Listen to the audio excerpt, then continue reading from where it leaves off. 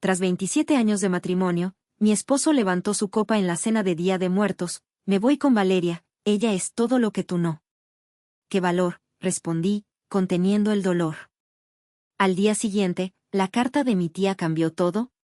Siempre es un placer tenerte con nosotros. Antes de comenzar, dinos desde dónde nos estás viendo, tu ciudad, estado o incluso país. Ahora sí, regresemos a la historia. La mesa estaba puesta con el mantel bordado que heredé de mi madre, flores de cempasúchil brillando bajo la luz tenue de las velas. Era Día de Muertos, nuestra cena familiar en la casa de la colonia Providencia, Guadalajara, donde cada año honrábamos a los que ya no están. Mis hijos, Sofía y Miguel, charlaban con mi hermana Carmen, el aroma del mole y el pan de muerto llenaba el aire. Yo, Elena Morales, de 50 años, servía el pozole, sonriendo aunque cansada tras un día largo en la firma contable. Entonces, Javier, mi esposo de 53 años, se puso de pie, copa en mano, como si fuera a dar un discurso. «Quiero decir algo», anunció, su voz firme, casi festiva. «Me voy, Elena. Estoy enamorado de Valeria, mi asistente. Tiene 24 años y me hace sentir vivo». El silencio cayó como plomo. Sofía dejó caer su cuchara, Miguel apretó los puños, sus ojos fijos en su padre. Carmen abrió la boca, pero no salió palabra alguna.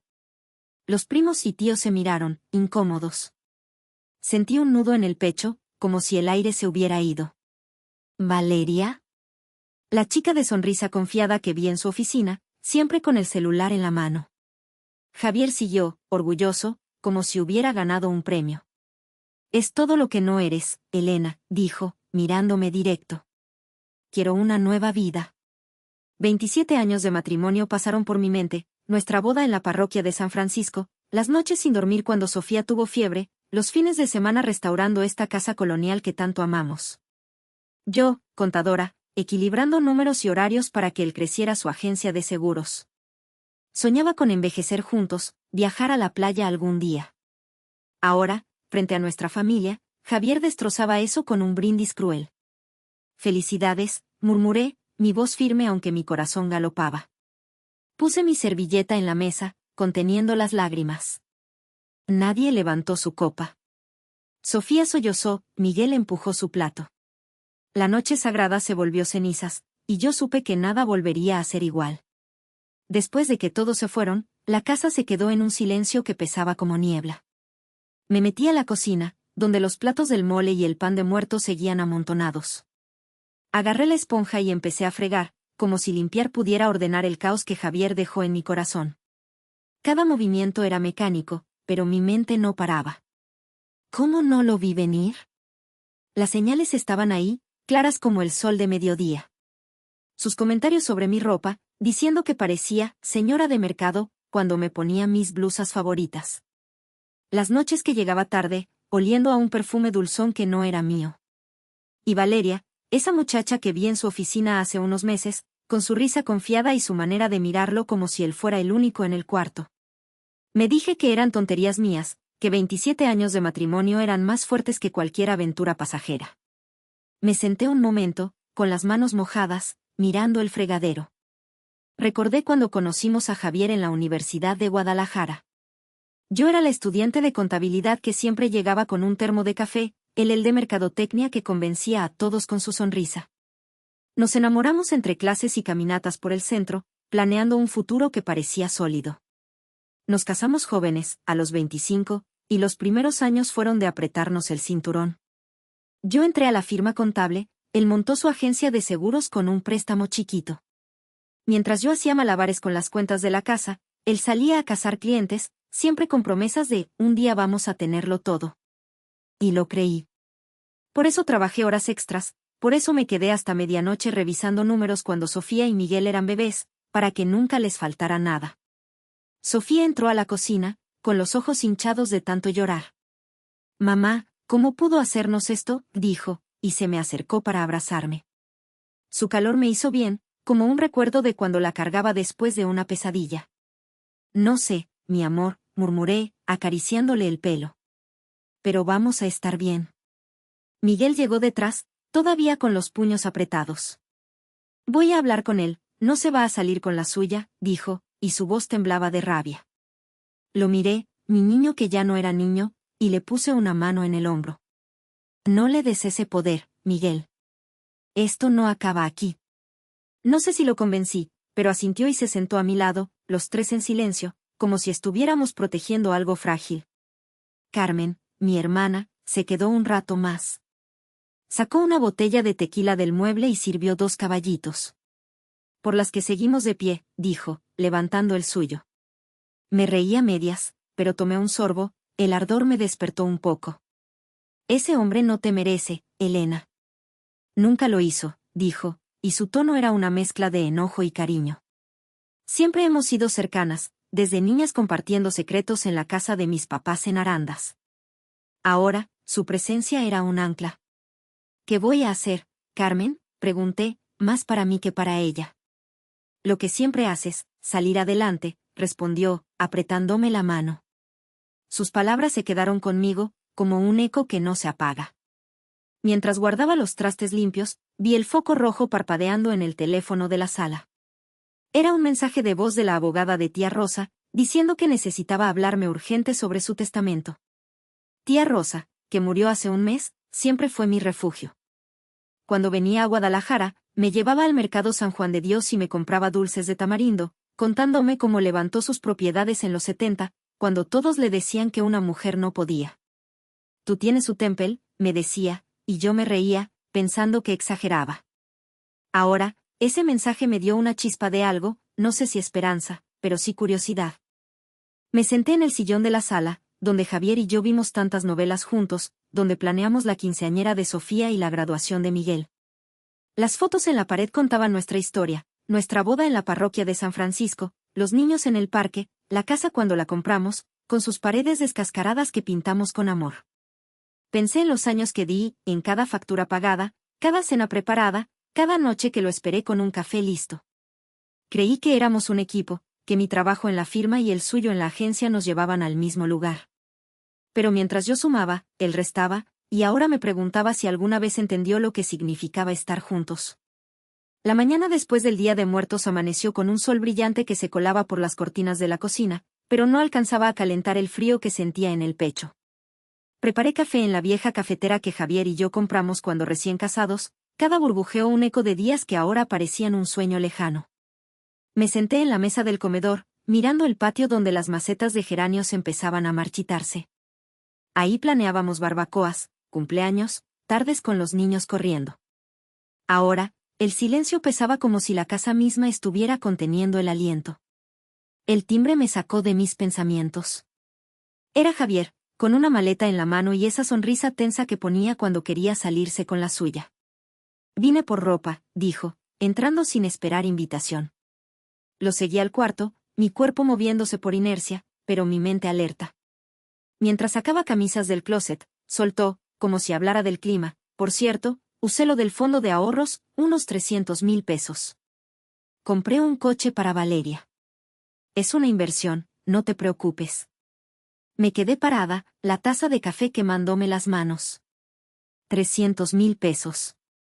El dinero que guardamos con sudor, negándonos viajes, arreglos en la casa, todo para la maestría de Miguel.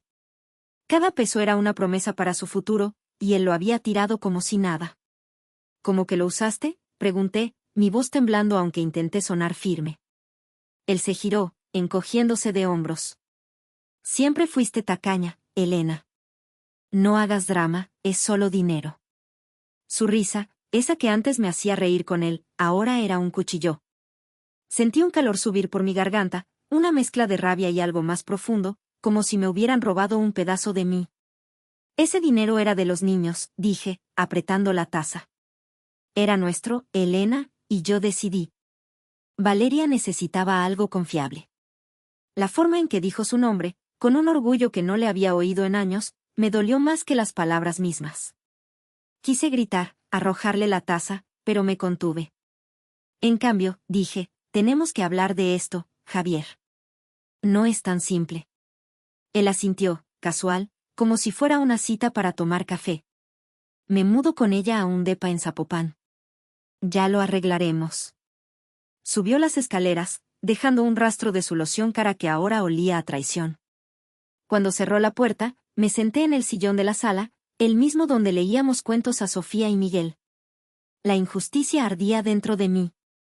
No era solo el dinero, era la facilidad con que Javier borraba nuestro esfuerzo, nuestra historia, para dárselo a una desconocida. Respiré hondo y tomé el teléfono. Llamé a la abogada de tía Rosa, confirmando una cita para el día siguiente. Su voz amable me dio un ancla, algo a que aferrarme.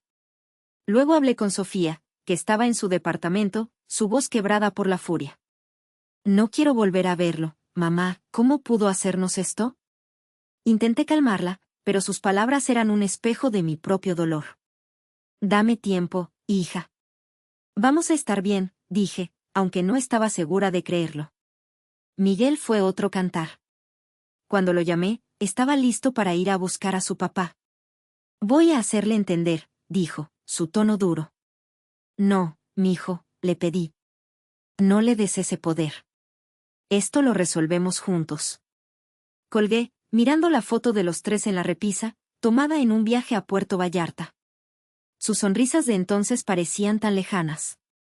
Me levanté y caminé al patio, donde el sol seguía brillando, indiferente. Recogí una maceta caída, la tierra húmeda entre mis dedos. Pensé en tía Rosa, en cómo siempre me decía que las mujeres de nuestra familia no se rendían. Javier creía que podía tomar lo que quisiera sin consecuencias, pero yo no iba a dejarlo.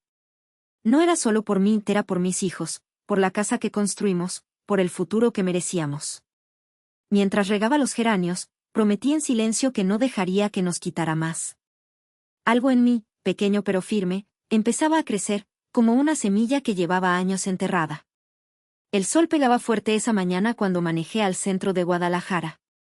El tráfico en la avenida Juárez estaba imposible, con los claxones sonando como si el mundo tuviera prisa. Yo, en cambio, sentía una calma rara, como si algo dentro de mí supiera que ese día iba a cambiar todo. Aparqué cerca de la oficina de la abogada, un edificio antiguo con vitrales que dejaban pasar la luz en colores suaves. Mientras subía las escaleras, pensé en tía Rosa, en su risa ronca y sus consejos que siempre llevaban un fondo de verdad. Tú tienes cabeza, Elena, me decía cuando me veía revisando mis libros de contabilidad en la universidad. Nunca dejes que nadie te la baje. Ahora, sentada frente a la abogada, con su escritorio lleno de folders y una foto de sus nietos, sentía que ella estaba conmigo, guiándome desde algún lado. La abogada, una mujer de pelo cano y voz firme, me entregó una carta con un sello notarial. Esto es el testamento de Rosa, dijo, deslizando el sobre hacia mí. Lo abrí con cuidado, como si temiera que las palabras se deshicieran. Adentro, en un lenguaje seco pero claro, decía que tía Rosa me dejaba todo, 12 millones de pesos, 5 edificios comerciales en Zapopan y Tlaquepaque, y una cartera de inversiones diversificada. Todo registrado como patrimonio exclusivo, fuera del matrimonio, imposible de tocar por Javier. Mis manos temblaron, no por nervios, sino por una mezcla de incredulidad y gratitud. 12 millones. Yo, que siempre conté los pesos para la despensa, que me aseguré de que nunca faltara comida en la mesa, ahora tenía una fortuna que no podía imaginar. Pero lo que más peso tuvo fue la nota a mano que venía con la carta, escrita en la letra firme de tía Rosa: Elena, siempre fuiste mi orgullo, esto es tu libertad.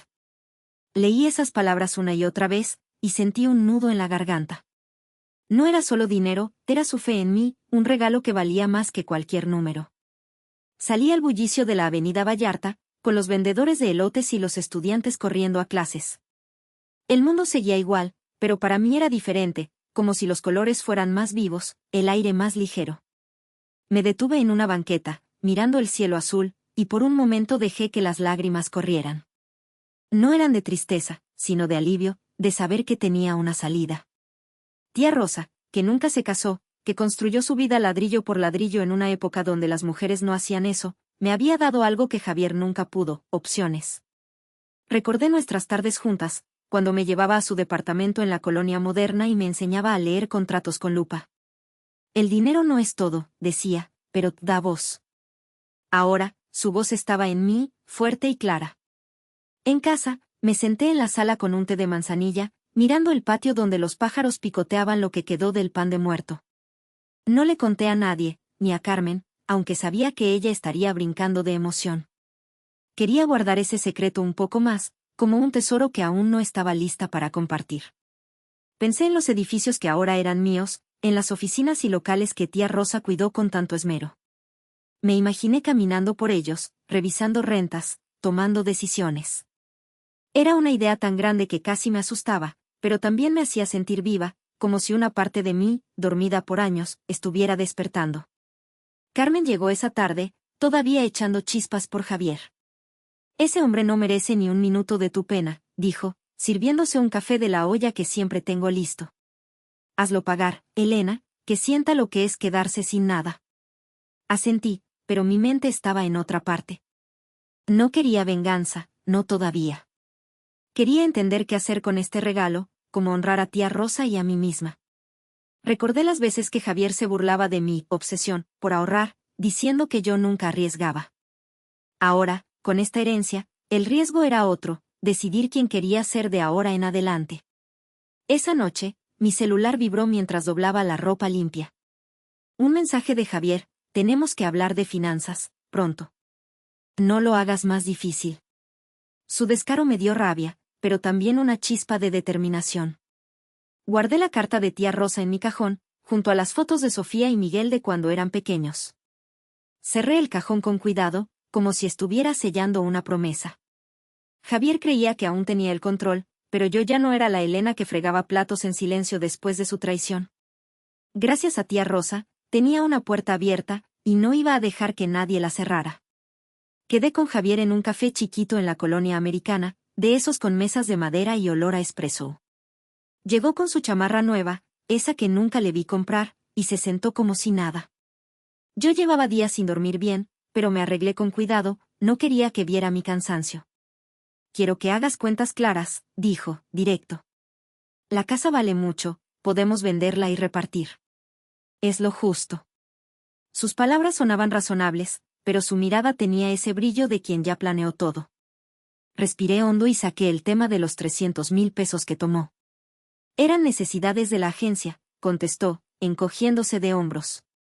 Ya te lo compensaré. Entonces, como si fuera un comentario cualquiera, soltó, por cierto, usé la casa para garantizar un préstamo, 2 millones. Está un poco atrasado, pero no es gran cosa. Sentí que el suelo se hundía. La casa. La que pagamos con años de esfuerzo, donde criamos a Sofía y Miguel. Falsificaste mi firma, dije, mi voz baja pero temblando de coraje. El mí se inmutó. No seas dramática, Elena. Valeria me entiende, no como tú, siempre fría. El mesero pasó con una bandeja, y el ruido de las tazas me dio un segundo para calmarme. Recordé las noches revisando facturas para que nunca nos faltara, mientras él salía con clientes. Esto no era solo traición, era robarme lo que construí. Necesito hablar con un abogado, dije, firme. Javier frunció el ceño. No compliques las cosas. Me levanté, dejando mi café a medias, y caminé al coche con el corazón acelerado. Esa tarde, en casa, busqué a Laura, una contadora forense que Carmen me recomendó. Le conté todo por teléfono, y prometió investigar cada peso que Javier tocó. Mientras colgaba, miré la virgencita en la sala, la que mi mamá puso hace años. No pedí un milagro, pero sí fuerza. Javier pensó que podía seguir controlándome, pero yo ya no era la misma que fregaba platos en silencio. Esta vez, iba a pelear. Los días siguientes fueron un torbellino, pero en casa encontré un ritmo nuevo. Por las mañanas, hacía café y revisaba los estados de cuenta con Laura, la contadora forense. Cada número que destapaba era un golpe. Javier no solo falsificó mi firma para el préstamo de 2 millones, sino que abrió tarjetas de crédito a mi nombre, acumulando deudas de 500,000 pesos. Peor aún, manipuló los libros de su agencia de seguros para esconder pérdidas, rozando el fraude. Esto es grave, Elena, dijo Laura por teléfono, su voz seria. Podrías meterlo a la cárcel. Sentí un escalofrío, no de miedo, sino de claridad. En la tarde, Sofía llegó con una bolsa de tamales que compramos juntas cada diciembre. Mientras los calentábamos, me mostró un chat que encontró en redes, Valeria alardeando de ganarse a Javier, como si fuera un trofeo. Sofía estaba herida, pero dijo, tú vales más, mamá. Sus palabras me abrazaron el alma. Miguel, por su parte, fue a ver a su papá, buscando respuestas. Volvió callado, solo dijo, me echó excusas, como siempre. Ver a mis hijos tan dolidos me partía, pero también me daba fuerza. Javier no paraba. Sus mensajes llegaban a diario, unos suaves, ¿te acuerdas de nuestra luna de miel en Puerto Vallarta? Otros filosos, no me hagas sacar las uñas, Elena.